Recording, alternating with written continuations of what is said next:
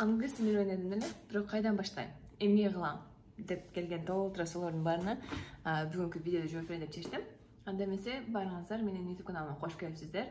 Каттала элек болсоңуздар катталыңыздар, себеби сиздер үчүн пайдалуу болгон англис тилине байланыштуу толтура маалыматтарды ушул гана YouTube каналдан аласыздар. Анда эмесе кеттик. Биринчи эле айталы, сиз английский үйрөнөм деп чечтиңиз. Анда олтуруп алып туруп list кылыңыз. List кылыңыз дегенде, мисалы үчүн, сиз эмнени билесиз англис тилине байланыштуу жана эмнени билбейсиз. Мисалы үчүн, макул билбеген нерсеңизди билбейсиз да, ошон үчүн биле турган нерсеңизди жазып баштаңыз. Биринчи, сиз алфавитти билесиз, чынбы? Анда алфавитти билем, сөздөрдү жаттагам, грамматиканы билем. Анда проблема эмне болуп атат? Анда эмнеден кыйналып жатасыз? Анда сизге сүйлөшүү же баарлашуу жана кийинкиси бул сиздин ошол угууңуз. Мисалы үчүн жаңы сөздөр жаттагандан кийин ал сөздөр кантип айтылат, кантип айтышыңыз керек жана кантип колдонуш керек сыяктуу. Ошентип лист кылып жазганда гана, тизмек кылып жазганда гана сиз өзүңүздүн эмнеден кыйналып жатканыңызды жана эмнелерди үйрөнүшүңүз керектигин билүүгө оңой жол ачат да. Ал эми эгерде сиз албетте англис тилин жаңы баштаган болсоңуз, ага чейин англис тилин үйрөнбөгөн болсоңуз, билбеген болсоңуз, анда жакшы. Башынан баштайсыз. Ал эми мисалы үчүн 1 жыл окуп, университетте 1-2 жыл окуган болсоңуз, анда сизде кандай десем, билим бар. Именно ошол англис тилине байланыштуу. Сиз алфавитти билесиз, сөздөрдү билесиз, болгон сизге көрөк практика керек, жана дагы убакыт бөлүп жакшылап даярданыш керек.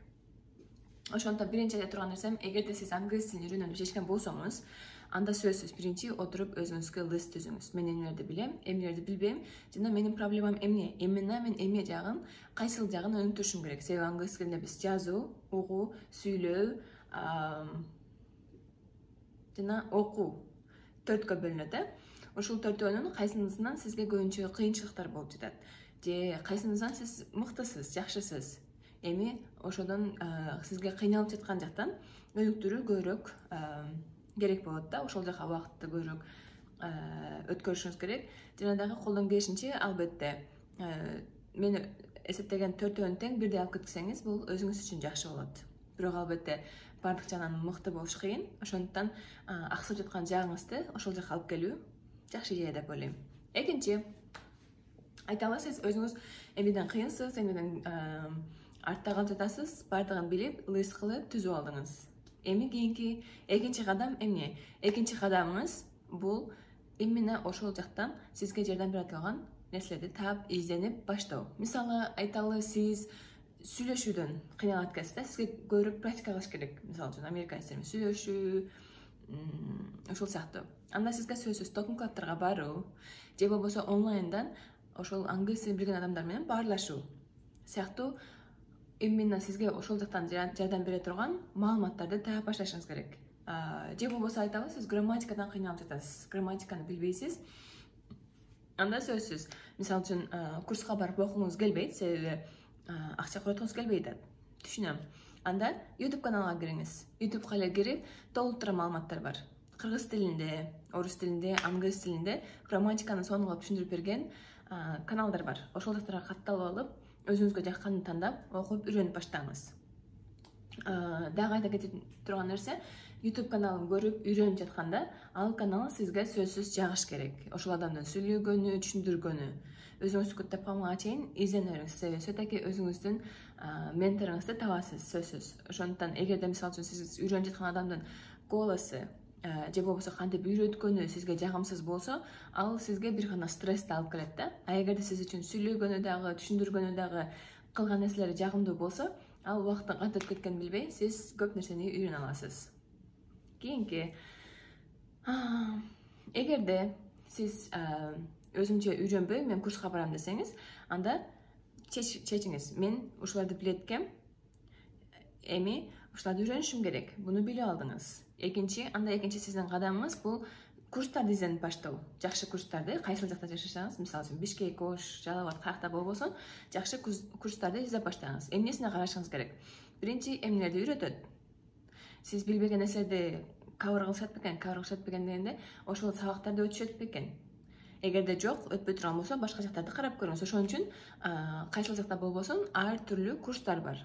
Бир эле мисалы үчүн англис тилинин эле 10-20 түрлүү курстарды тапсаңыз болот. Эмнеге? Себеби ар бири өзүнүн методикасы бар жана ар кандай жол менен үйрөтүшөт. Ошого сиз биринчи өзүңүзгө жаккан, өзүңүзгө туура келе турган методду тандашыңыз керек жана курсту тандашыңыз керек болот. Албетте акчасына да карашыңыз керек. Эң негизгиси бул сиз ошол билбеген, үйрөнөм деген нерсеңизди кавер кылышабы? Биринчи ошону карайбыз. Экинчи, акчасы сиздин чөнтөгүңүзгө туура келеби? Анда жакшы. Эми анан курсту тандап жатканда дагы жөн эле курс бар экен деп эле кымбат арзан деп катталып албай, жакшылап биринчи карашыңыз керек. Жана дагы мисалы үчүн өзүңүздүн досторуңуздан, англиска үйрөнүп жаткан адамдардан кайрылып сурап көрүшүңүз керек. Сен англис тилин үйрөнүп жатасың, кайсыл курска барып атасың, кандай экен, эмнеси жакты, жакпады. Себеби ошолордон дагы билип алып туруп анан баруу жакшы. Мисалы үчүн кээ бирки мектептер бар, ушунчалык кымбат акча төлөйсүз, бирок чыкканда наоборот англис тилиңизди жоголтуп чыгышыңыз мүмкүн. Или кээ бирки меселер бар, арзан, бирок ошол моментте эле эффективдүү сонун кылып үйрөтүп коюшат.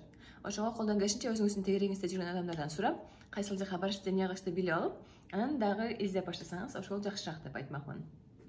Кийинки сиз ошол экинчи кадамды алганга чейин дагы бир нерсени ойлонуп чечишиңиз керек.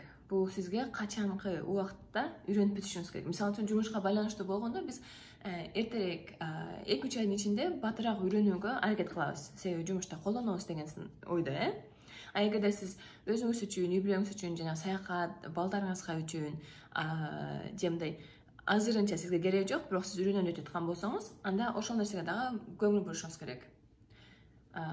Мисалы үчүн курстарды эле айта турган болсок, курстардын деле 2 айда, 3 айда үйрөтүп коебуз деген курстар бар. Ошол учурда 6 ай, 1 жыл деле алып жүрө турган курстар бар. Ошого карашыңыз керек. Эгерде жок, өзүм үйрөнөм деген болсоңуз, мисалы үчүн убакытка апа болсоңуз үйдө балдарыңыз менен, анда күнүнө расписание түзүп алышыңыз керек. Мисалы үчүн курска барганга убактыңыз жок жана акчаңыз да жок болуп жаткан болсо, анда күнүнө жок дегенде 1 саатка өзүңүзгө эреже түзүп алыңыз. Мисалы үчүн качан балдарыңыз уктаганда же балдарыңыз турганча сиз 1 саат англис тилин окуйсуз. Эми 1 саат англис тилин окуйсуз десе, 1 саат отуруп окуй бербейсиз да. Мисалы үчүн 15-20 мүнөттү жаңы сөздөрдү жаттоого бөлөсүз. Мисалы үчүн жаңы сөздөрдү жазып, жаңы сөздөрдү жаттаганда эң жакшы трюк бул ар дайым көзүңүз көрүнө турган жерге илип алуу. Ошол жерден карап кайталап жаттаганга. Анан жаңы сөздөрдү жатташ үчүн отуруп кечке 100 жолу кайталай бериштин да кереги жок. 3-4 жолу кайталап койдуңуз, башка жумушуңузду кылып, кайра келип кайталаңыз, кайра жумуштарыңызды кылып, анан кийин кайра келип кайталаңыз. Ошол сизге көбүрөөк эффективдүү жардам берет. Бул боюнча да көбүрөөк сүйлөшмөкчүбүз. Андан кийин сиз өзүңүзгө ошол 1 саатта мен эч нерсеге убактымды бөлбөй даярданам деп чечесиз. Мисалы үчүн өзүңүзгө үйрөнөм деп чечкен болсоңуз, курска да барсың керек жок болмосо. Анан мисалы үчүн 15 мүнөттүн YouTube канал көрөм.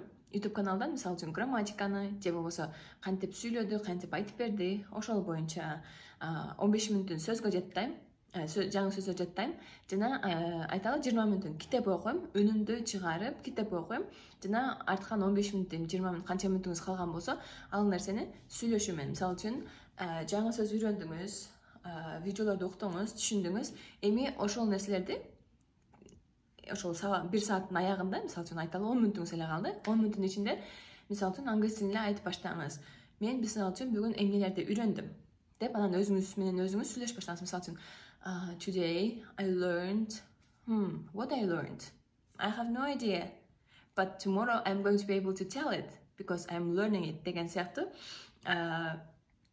Күнүгө макул сизге сүйлөшө турган адам жок болот, бирок кааласаңыз күзгүгө барыңыз, кааласаңыз жөн деле отуруп алып, өзүңүздүн күнүңүздү англис тилинде айтып бергенге аракет кылыңыз. Мисалы үчүн мен 1 саатта YouTube каналды көрдүм, китеп окудум, жаңы сөз жаттадым. Эми өзүм ошол эмне кылганды айтып берип жатам дегенде деле англис тилинде айтсаңыз, бул сиз үчүн чоң жеңиш болмокчу. Азырынча сиздерге ушул эрежелерди сөзсүз аракет кылып көрүңүз деп айтмакмын. Сөзсүз булар жыйынтык берет, эгерде колдонсоңуз. Ал эми дагы башка эрежелерди кийинки видеодон табасыздар. Барыңыздарга ийгилик жана эң негизгиси үйрөнүүнү токтотпоңуз. Ийгилик.